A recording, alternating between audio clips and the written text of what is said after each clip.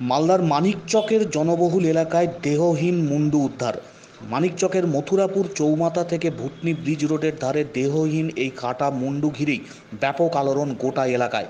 কিভাবে কোথা থেকে এলো তা নিয়ে রীতিমতো দ্বন্দ্বে সাধারণ মানুষজন। মথুরাপুর ভুটনি রাস্তাটি রীতিমতো ব্যস্ততম, হাজার হাজার মানুষের যাতায়াত প্রতিদিন ওই রাস্তা দিয়ে। তবে এরকম ঘটনায় শিউরে উঠছেন এলাকার বাসিন্দারা। স্থানীয়রা জানিয়েছেন, রাস্তার ধারেই পড়ে রয়েছে এই দেহহীন কাটা মুন্ডুটি। তা দেখে জানাজানি হতেই প্রচুর মানুষজন এসে জড়ো হন। মাথাটির বেশিরভাগ অংশই জ্বালানো বা পোড়ানো হয়েছে বলে জানিয়েছেন তারা। আবার অনেকের অনুমান, রাস্তার ধারেই রয়েছে বিশাল আমবাগান এবং আমবাগানের পাশেই রয়েছে ফুলহর নদী ও মথুরাপুর শ্মশান।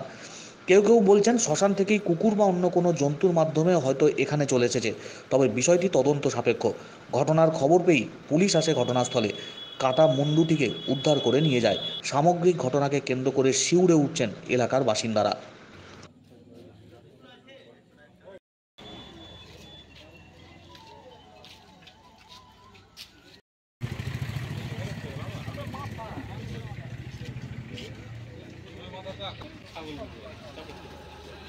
ধারণা তো ছিল যে নদীতে ফেলে দেবো, বা কেউ হয়তো এরকমও হতে পারে যে কুকুর বাগান থেকে, পাশে বাগান আছে, আমাদের বড় বাগান আছে, বাগান থেকে নিয়ে আসতে পারে। কি অবস্থায় ছিল এখানে? আধা পুরা ছিল। কিসের মাথা এটা? মানুষের মাথা। আপনারা শিওর মানুষের মাথা? মানুষের মাথা। মানুষ মাথা তো মানুষের মাথা তাহলে দেখা যায় না, কিন্তু যদি বাই চান্স যদি কেউ এনে ফেলতেও পারে। আপনারা অনুমান করছেন মানুষ? আমাদের এখানকার লোক অনুমান করছে। কিসের মাথায়? মানুষের। কিভাবে বুঝলেন মানুষের মাথা এটা? দেখতে পেলাম আমি। কি অবস্থায় ছিল মাথাটা? মাথাটা ওই রাস্তার মধ্যেই রাখা ছিল, রাস্তা নিয়ে আবার ঢেকেছিল, আবার এখন উঠিয়ে গাড়িতে উঠালো। কে প্রশাসন, পুলিশ ছিল? হ্যাঁ, পুলিশ। কিভাবে আসলো, কি মনে করছেন?